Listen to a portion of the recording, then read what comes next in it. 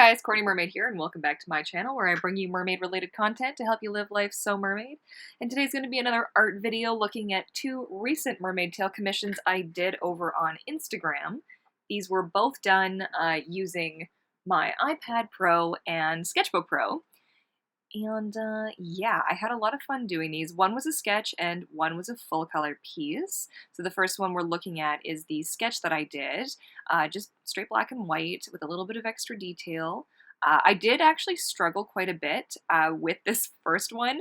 I wasn't given I was given more or less free rein to kind of do whatever I wanted to, but as a lot of artists will know, that when you're told you can do whatever you want, you kind of want to do all of the things and you can't really make up your mind. So I actually cut out a good portion of the exploration that went into this because I tried like all manner of just and some of it just got really weird. So I was like, you know what?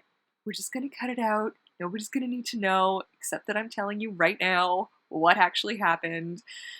It's all fine. It all worked out. And also, before I forget, I want to thank the wonderful mermaid who commissioned me for these two pieces. Your contribution to my little dog's dental fund is greatly appreciated. For anybody who doesn't know, I actually started doing these, this sort of a mermaid tail art sale, basically. You can get a sketch for $30 Canadian, or you can get a full color piece, like the one you're going to see later on in this video, for $55. I had started that over on Instagram as a means to help me pay for ALFIE's dental bill. So he's going in today, actually, when I'm recording this voiceover here. He's going to be going in today for his shots and stuff, and then he has to go in for a dental cleaning. So that's always fun with little dogs, especially little hairless breeds who tend to lose teeth or need teeth pulled, or both. It's all very exciting. Anywho, what I ended up going with for this tail was something a bit more simple, is that a word now? Something a little more designy, I kind of felt. I wanted something simple, I wanted something sleek and elegant, and this is sort of where I landed. I'm not usually one for a bunch of like extra fins in the fluke area, you know, I'm always stuck on this like form and function kind of shtick, but when I do these sketches, I really like to just explore and have fun and not be thinking about and worrying about, like, how would I actually make this if I was going to make this into a real, you know, mermaid tail. I'm air quoting all over the place here, guys, but you can't see it because I'm hiding in my laptop. Anywho, the scales on this one were fun. I wanted to do them a bit big, a little bit bold, a little bit, you know, a little bit more of a punch, you know what I'm saying? Just something to stand out a little bit more. And overall, I'm pretty happy with how this turned out. I was finding that I was needing a little bit of grayscale. I didn't need as much as I did for the previous video, and if you didn't get a chance to check out the previous Mermaid Tail sketch video that I did, I will link it up in the cards as well as down in the description box down below for you to check out and see what I am up to. It's all very exciting stuff. Overall, I get a real kick out of doing these. It allows me just to explore and to have some fun and not be, like I said, super tied down into this whole, like, you know, because usually when I'm designing mermaid tails, I'm very much stuck on how would this actually be functional if I had to print this tail off and sew it, and that, you know, it can be stressful. Anyways, this is how this tail turned out. I like it a lot. I love that it's simple. The fins are a bit see-through. I'm happy with the detail that I put in. I feel like it's nice and simple. Might make a good coloring book page, to be totally honest. Yeah, and here's the next one. So this is what the full color tails look like when I do them. They're still very loose and sketchy, which is a style that I personally really like when I, you know, I'm looking at other people's artwork. It's kind of like looking at concept art, you know, if you ever look at art books for movies and such.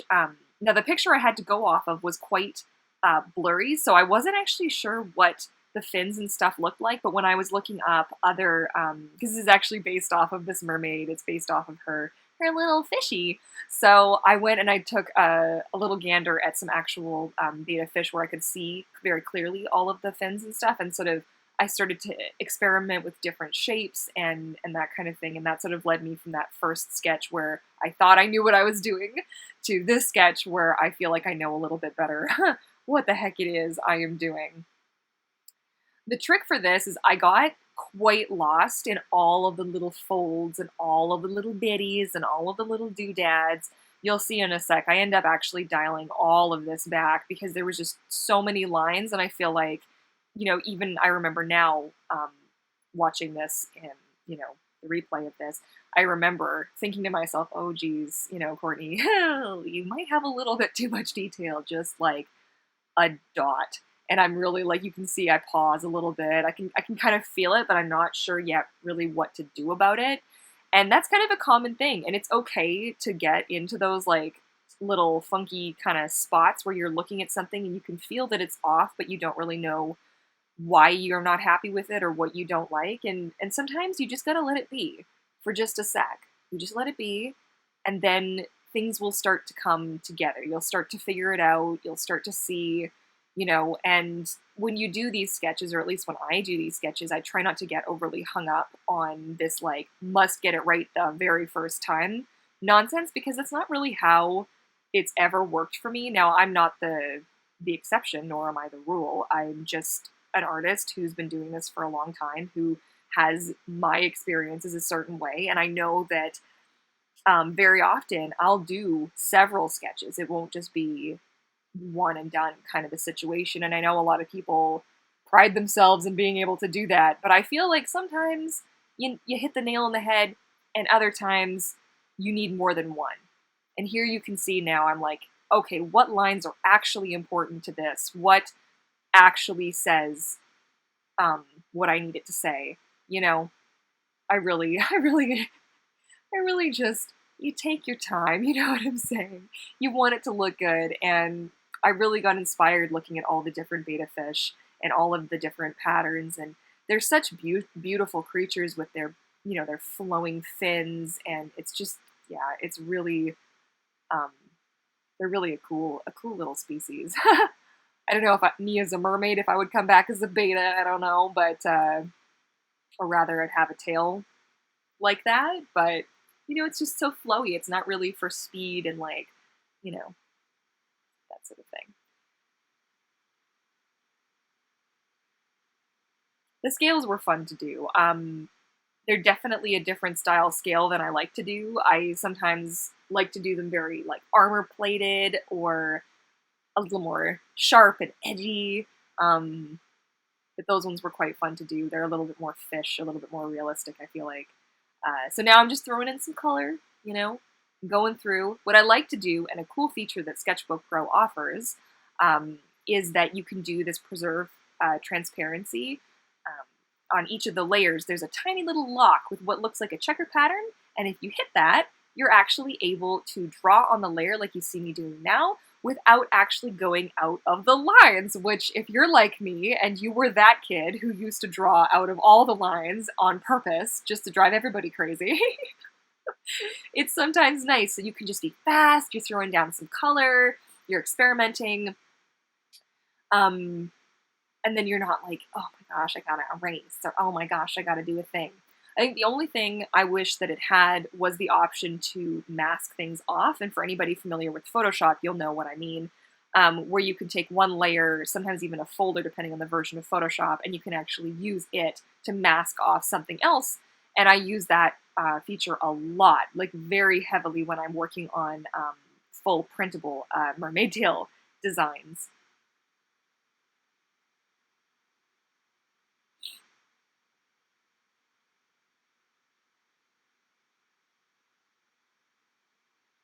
As I go, I realized that in the message that was sent to me with the description that I hadn't gotten quite enough of that dark. I think she said it was black, but I wanted to keep it a little bit more colorful, because sometimes a straight color like white or black just, it doesn't really, I don't want to say like add to the design, because I think if you really look at fish that are like jet black, you can still feel like there's maybe some other colors that make it up. I don't know, maybe I'm crazy.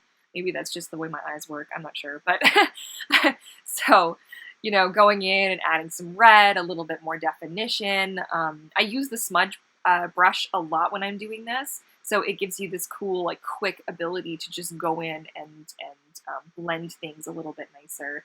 And then I did some scale tipping just to make them pop a little bit more. And same on the fins, just to make things feel a little bit more like shimmery and shiny. I can hear some poor soul out there trying to get their car out of this snowdrift. We're still covered in snow here in Vancouver. It's quite crazy. I can't believe how much snow we actually got. And again, if you're interested in having me do one of these tails up for you, there is more information over on my Instagram page. The black and white sketch that you saw at the beginning goes for $30 Canadian, and the color sketches go for $55. And I am just going to be on a continual basis for now for these. If you are interested, I am happy to help you design a tail you're going to make in the future, be it fabric or silicone or what have you. We can talk about it, do a little something fun, or you can just leave it to me and I can go hog wild. And but yeah, these are basically at the moment, for anybody who doesn't know, my laptop recently died and I had to replace it. So that plus ALFIE and his medical issues, it's kind of like, whoa guys, where did all the money go? You know what I'm saying? So I'm very grateful to those of you who have already gotten me to do sketches for you. It goes to a good cause, you know. I do my best not to just be like, hey, throw me money, please. I like to give you guys something, obviously, for it. And mermaid tail sketches are one of my favorite things to do, and I'm so fortunate you guys always ask me for the coolest stuff, especially this one. This is probably my favorite tail I've been able to design recently. Oh gosh.